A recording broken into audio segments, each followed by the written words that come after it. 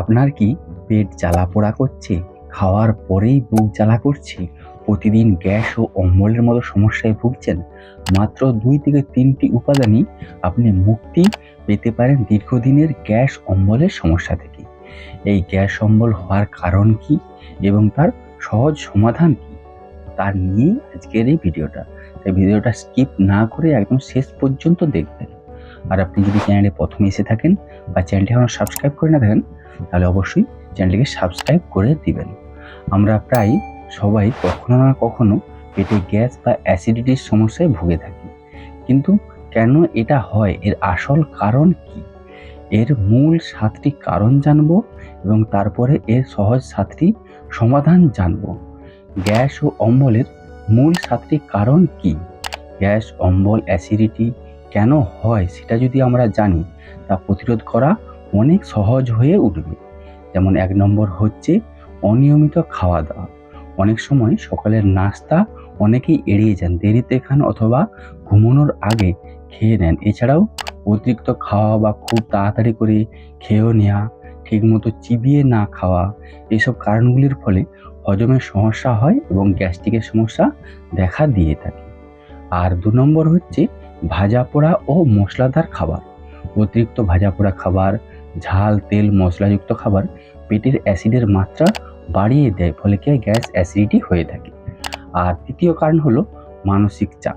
মানসিক চাপ বা টেনশনের ফলে অতিরিক্ত অ্যাসিড তৈরি হয় পেটে। এর ফলে হজম প্রক্রিয়াকে ব্যাহত করে এবং সমস্যার সৃষ্টি হয়ে থাকে। আর ৪র্থ কারণ হলো পর্যাপ্ত ঘুমের অভাব।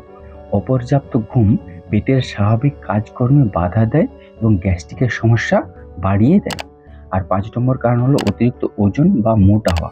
বেশি ওজনের কারণে পেটের উপর অতিরিক্ত চাপ পড়ে, যা অ্যাসিডকে উপরের দিকে ঠেলে দেয় এবং রিফ্লাক্সের সমস্যার সৃষ্টি করে। আর ৬ষ্ঠ কারণ হলো পর্যাপ্ত জল না খাওয়া। শরীরে যদি জলের অভাব হলে হজম প্রক্রিয়া ধীর হয়ে যায়, ফলে কি হয়? অ্যাসিডিটির সমস্যা হয়ে থাকে। আর ৭ নম্বর কারণ হচ্ছে চা খুবই বেশি খাওয়া বা ধূমপান বা মদ্যপান করা। অতিরিক্ত চা, কফি পাকস্থলীর অ্যাসিড বাড়িয়ে সমস্যার সৃষ্টি করে। আর ধূমপান বা মদ্যপানে হজমতন্ত্রের যে ভাল্ব থাকে, সেই ভাল্বকে দুর্বল করে দেয়, যার ফলে অ্যাসিড উপরে উঠে আসে এবং সমস্যার সৃষ্টি হয়। আর ব্যথানাশক ঔষধ দীর্ঘদিন ব্যবহার। এই ওষুধগুলি পেটের আস্তরণকে ক্ষতিগ্রস্ত করে এবং গ্যাস্ট্রিটাইটিসের সমস্যা তৈরি করে থাকে। এবার আসি ৭টি সহজ সমাধান ও প্রতিকারের উপায়। যেমন ১ নম্বর হচ্ছে আদা। আদা হচ্ছে সবচেয়ে কার্যকর ঘরোয়া সমাধান। আদায় থাকে জিঞ্জেরল নামক একটি উপাদান, যা প্রদাহ কমায় এবং পেটে অ্যাসিড উৎপাদন কমাতে সাহায্য করে। আপনি গরম পানিতে বা গরম জলে কিছু আদার টুকরো কুচি কুচি করে কেটে নিয়ে ফুটিয়ে খেতে পারেন বা আদা চিবিয়ে খেতে পারেন। খাওয়ার পরে যদি আদা চা খেলে আপনার পেটের অ্যাসিড নিয়ন্ত্রণে থাকবে এবং হজম ভালো হবে। আর ২য় সমাধান হচ্ছে তুলসী পাতা। তুলসীতে ইউজেনল এবং কার্মিনেটিভ নামক শক্তিশালী উপাদান রয়েছে, যার অ্যান্টি ইনফ্লেমেটরি ও অ্যান্টিবায়োটিক গুণ আছে। এটি পেটের প্রদাহ কমায়, অ্যাসিড রিফ্লাক্স নিয়ন্ত্রণ করে এবং বুকের জ্বালা-পোড়া কমায়। প্রতিদিন ৫ থেকে ৬টি তুলসী পাতা চিবিয়ে খান অথবা তুলসী পাতার চা করেও আপনি খেতে পারেন।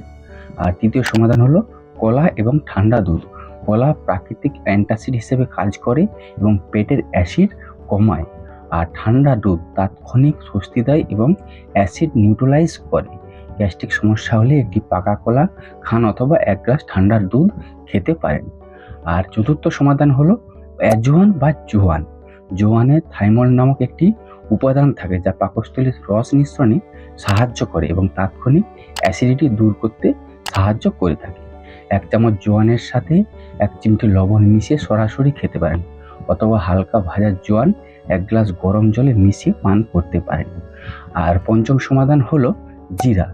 জিরায় থাকে থাইমল, অপরিহার্য তেল, ফ্ল্যাভোনয়েড এবং ক্যামিন এর মতো উপাদানগুলি জিরায় রয়েছে, যা পাচক উৎসেচক বাড়িয়ে দেয়, পেটের অতিরিক্ত অ্যাসিডকে প্রশমিত করে এবং গ্যাস বা পেট ফাঁপা কমিয়ে হজম শক্তি উন্নত করতে সাহায্য করে, ফলে অ্যাসিডিটি ও বুক জ্বালা কমে। ১ চামচ জিরা ১ গ্লাস জলে হালকা গরম করে, কুসুম গরম করে সেই জিরা সমেত জল খেতে পারে। আর ৬ষ্ঠ সমাধান হলো মৌরি। মৌরিতে থাকে অ্যানিথোল, ফাইবার, অ্যান্টিঅক্সিডেন্ট, যা গ্যাস এবং অ্যাসিডিটি কমাতে সাহায্য করে থাকে। এরা হজমতন্ত্রের পেশি শিথিল করে কাজ করে। গ্যাস বের করে দেয় এবং পেটের প্রদাহ কমায়। এটি প্রাকৃতিক অ্যান্টাসিডের মতো কাজ করে এবং পাচক এনজাইম বাড়াতেও সাহায্য করে। খাওয়ার পরে অল্প পরিমাণ মৌরি আপনি চিবিয়ে খেতে পারেন। আর সপ্তম এবং শেষ সমাধান হলো সঠিক জীবনযাপন। প্রতিদিন পর্যাপ্ত পরিমাণে জল খেতে হবে, নিয়মিত ব্যায়াম বা এক্সারসাইজ করতে হবে, প্রতিদিন 7 থেকে 8 ঘন্টা নিশ্চিন্তে ঘুমোতে হবে, মানসিক চাপ বা টেনশন ফ্রি হতে হবে, অতিরিক্ত চা কফি পান বা ধূমপান বা অ্যালকোহল পান থেকে এড়িয়ে চলতে হবে। আর একেবারে বেশি খাবার না খেয়ে যদি আপনি 3 বার খান সেটাকে আপনি 5 বার কি 6 বারে ভাগ করে খাবেন। আর পেট ভর্তি করে কখনোই খাবেন না।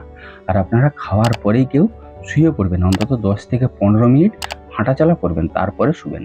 তাহলে এই ছিল গ্যাস ও অম্বলের 7টি প্রধান কারণ এবং এর কার্যকর ঘরোয়া সমাধান। যদি ঘরোয়া উপায়েও সমস্যার সমাধান না হয় বা আপনার প্রায়শই গ্যাস অম্বল অ্যাসিডিটি হয়ে থাকে, তাহলে অবশ্যই চিকিৎসকের পরামর্শ নেবেন। আর ভিডিওটি যদি ভালো লেগে থাকে তাহলে সকলের সাথে শেয়ার করে সকলকে দেখার সুযোগ করে দিবেন, লাইক করবেন। আর হ্যাঁ, অবশ্যই চ্যানেলটিকে সাবস্ক্রাইব করে দিবেন এরকমই হেলথ এবং মেডিসিন সম্পর্কে সঠিক ইনফরমেশন পাওয়ার জন্য। আপনারা সকলে বেশ ভালো থাকবেন, সুস্থ থাকবেন। দেখা হচ্ছে পরের ভিডিওতে।